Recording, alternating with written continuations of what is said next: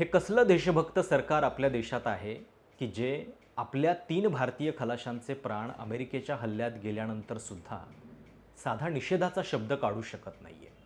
युद्ध चालू आहे अमेरिका इस्रायल विरुद्ध इराणचं.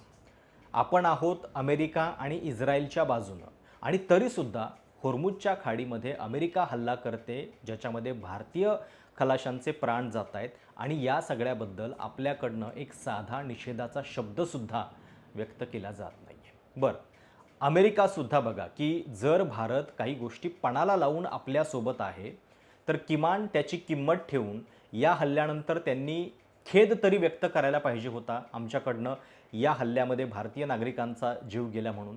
पण ते सुद्धा नाही. उलट अमेरिका नेहमीप्रमाणे व्हिडिओ जाहीर करून आपल्या या कारवाईचं समर्थन करतोय.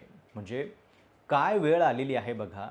पंतप्रधान नरेंद्र मोदी जे 2014च्या आधी UPAचं सरकार असताना आपला राष्ट्रवादी बाणा जो आहे तो जिथं तिथं दाखवत होते, ते आता सत्तेत असताना मात्र आपल्या नागरिकांचे जीव एका तिसऱ्या देशानं घेतल्यानंतर सुद्धा एक साधा शब्द काढू शकत नाहीये. आता मार्च 2014ची गोष्ट आठवून बघा. केरळच्या 2 फिशरमॅनचा इटालियन हल्ल्यामध्ये मृत्यू झालेला होता आणि त्याच्याबद्दल किती तावातावानं मोदी त्यावेळी बोलले होते, आज ऐकण्यासारखं आहे. मैडम सोनिया जी, देश जानना चाहता है मेरे केरल के 2 मछुआरों को मारने वाले वो हत्यारे किस जेल में है, जरा सब पता बताओ मैं. आणि आपली तथाकथित देशभक्ती सांगणारं हे सरकार गप्प असताना इराणनं मात्र या हल्ल्याचा निषेध केलेला आहे. म्हणजे इराणच्या मैत्रीचं कौतुक बघा की या सगळ्यामध्ये भारत नेहमीप्रमाणे अमेरिकेसमोर आत्ता या काळामध्ये आपली ताकद दाखवू शकत नाहीये, तरी देखील इराणनं भारतीय नागरिकांचे जीव गेल्यानंतर या सगळ्याचा निषेध केलेला आहे. दुसरीकडे आपला मीडिया जो आहे तो या सगळ्या हल्ल्यानंतर सुद्धा आणि आपल्या नागरिकांचे जीव गेल्यानंतर सुद्धा गप्प आहे. म्हणजे 2014च्या आधीचा काळ आठवून बघा. तेव्हा जर अशी काही घटना घडली असती तर आत्तापर्यंत या सरकारचे किती वाभाडे मीडियानं काढले असते. तुम्हाला अमेरिकेतल्या आपल्या देवयानी खोब्रागडे जेव्हा अमेरिकेत होत्या तेव्हाची घटना आठवत असेल. त्यावेळी जेव्हा देवयानी खोब्रागडे यांच्यावरती केस झालेली होती, त्याच्यानंतर आपल्या सरकारनं तातडीनं केवळ आपल्या एका अधिकाऱ्याचा अपमान केला म्हणून इथं अमेरिकेत जे शिष्टमंडळ आलेलं होतं त्यांना भेटायला नकार दिलेला होता. आणि अगदी त्यावेळीचे गृहमंत्री सुशीलकुमार शिंदे, लोकसभा अध्यक्ष मीरा कुमार यांनी सुद्धा या सगळ्यामध्ये थेट भूमिका घेतलेली होती. आणि मनमोहन सिंग यांनी सुद्धा त्यावेळी थेटपणे अमेरिकेला उत्तर जे आहे ते या एका साध्या प्रकरणामध्ये दिलेलं होतं. बाकी 1971च्या बांगलादेश युद्धाची तर गोष्ट सोडाच की ज्यावेळी अमेरिकेचं 7वं आरमार उभं असताना आणि तेव्हाचे राष्ट्राध्यक्ष अमेरिकेचे निक्सन हे आपल्याला सातत्यानं धमकी देत असताना सुद्धा आपण त्या धमकीला भीक घातली नाही. आणि इथं आपल्या नागरिकांचा जीव गेलेला आहे तरीसुद्धा आपण त्याच्याबद्दल काही बोलायला तयार नाही. आता याच घटनेमध्ये अजून एक अत्यंत दुर्दैवी म्हणावी अशा पद्धतीची स्थिती काय आहे तर वेळ कशी प्रत्येकाची येत असते हे सुद्धा या घटनेनं दाखवून दिलेलं आहे. जे आपले 3 खलाशी या हल्ल्यामध्ये ठार झालेले आहेत आणि त्यातही बघा की 13 मार्चला जेव्हापासून अमेरिकेनं या सगळ्यामध्ये अधिक आक्रमक भूमिका घेतलेली आहे तेव्हापासून आपल्या 7 नागरिकांचा मृत्यू या युद्धामध्ये गेलेला आहे. अजून बाकीचे काही लोक जे 3 जहाजावरती होते त्याच्यापैकी काही जखमी आहेत, त्यांच्यावरती सुद्धा उपचार चालू आहेत.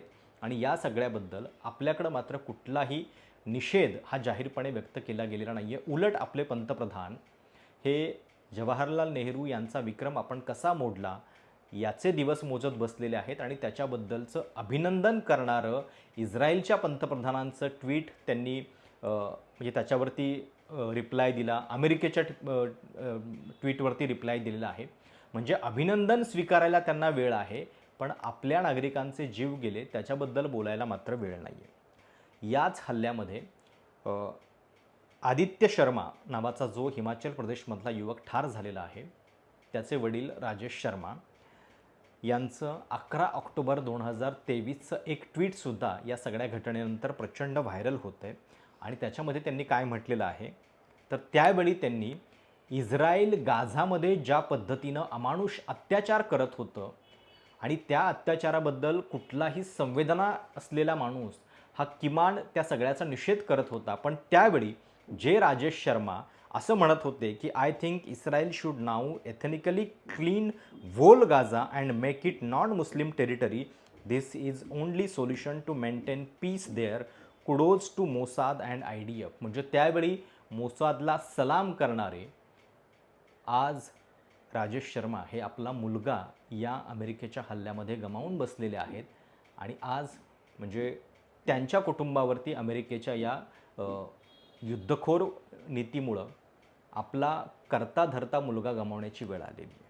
आणि या सगळ्यामध्ये आपला मीडिया काय करतोय, तर ज्या अंजना ओम कश्यप यूट्यूब टीचर्सना 2 कवडीके म्हणत होत्या आणि त्यांच्यावरती अंजना ओम कश्यप आणि इंडिया टुडे 2 कोटीच्या अब्रूनुकसानीची केस टाकायला निघालेल्या आहेत त्या, आणि आपला एकूणच मीडिया हा इराणी लोकांना किती रोट्या मिळत आहेत याची गणती करण्यामध्ये व्यस्त आहे. काल त्यांनी आपल्या चॅनलवरती एक बातमी चालवली आणि त्याच्यामध्ये असं लिहिलेलं होतं, EMI पर रोटी खा रहे है इराणी, आणि कशा पद्धतीनं तिथं महागाई वाढलेली आहे याच्याबद्दलच्या बातम्या दिल्या. आणि शर्मेची गोष्ट म्हणजे इराणच्या भारतीय दूतावासानं या सगळ्या बातमीचा निषेध केलेला आहे. त्यांनी त्याच्यावरती रिप्लाय दिलेला आहे.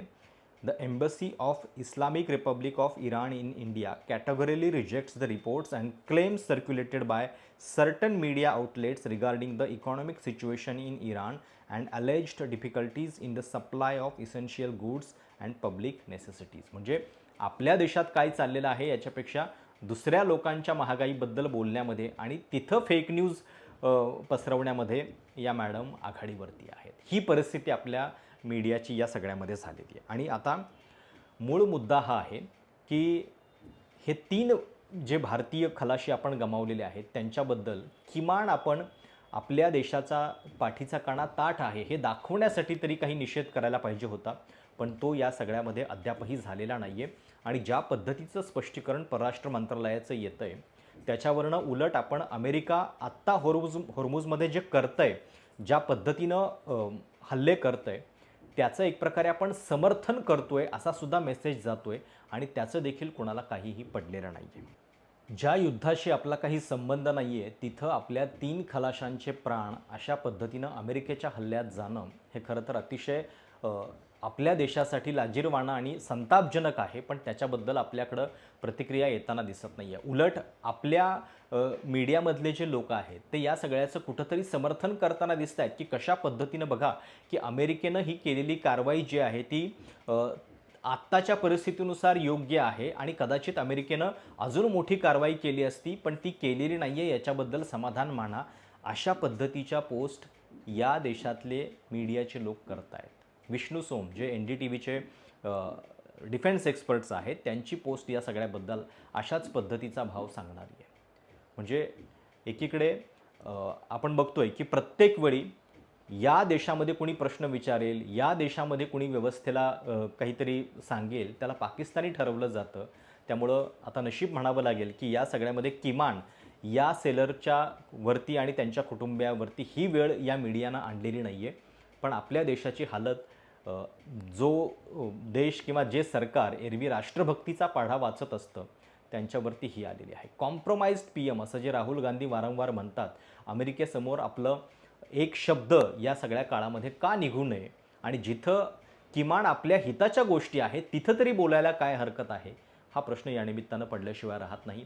तुम्हाला या सगळ्याबद्दल नेमकं काय वाटतं? अमेरिकेच्या या संपूर्ण युद्धखोरीपुढं आपण इतके हतबल का आहोत? तुमची प्रतिक्रिया आवर्जून कळवा. चॅनल सबस्क्राईब करायला विसरू नका. धन्यवाद.